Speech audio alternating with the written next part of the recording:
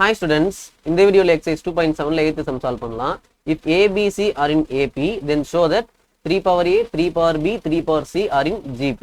Okay, so இப்போ A, B, C are in AP. AP ல இருக்குன்னா நமக்கு என்ன கண்டிஷன் தெரியும்? T2 minus T1 equal to T3 minus T2. இதுதான் கண்டிஷன்.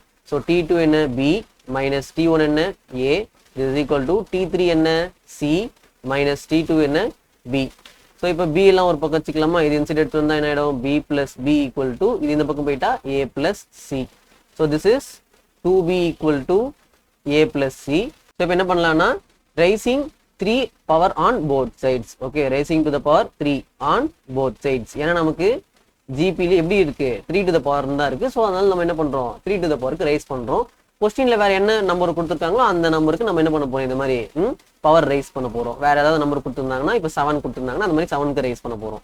சரிங்க சார், இப்போ இத பவர்ல ரைஸ் பண்ணிட்டீங்க. இப்போ நான் எப்படி ப்ரூவ் பண்றது அப்படின்னா, இப்போ இங்க 3 பவர் 2b ன்னு இருக்கு. இப்போ நான் எப்படி எழுதலாம் நான் இத 3 power b into 3 power b அப்படினு எழுதலாம்.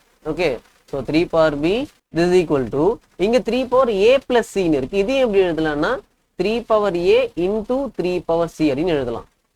So இங்க 3 power a நான் இன்சைட் டிவிஷன்ல கொண்டு வந்துறேன். ஒரு 3 power b இந்த சைடு டிவிஷன்ல கொண்டு வந்துறேன்.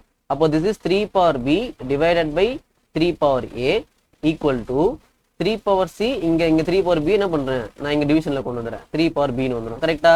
So this is what we need. So இப்போ இது பார்த்தா எப்படி இருக்கு?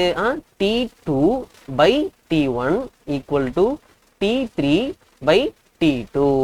So this is GP condition. Correct? It satisfies the GP condition. So அப்ப என்ன எழுதலாம்? 3 power A, 3 power B, 3 power C are in GP அப்படின்னு எழுதலாம். புரிஞ்சுதா?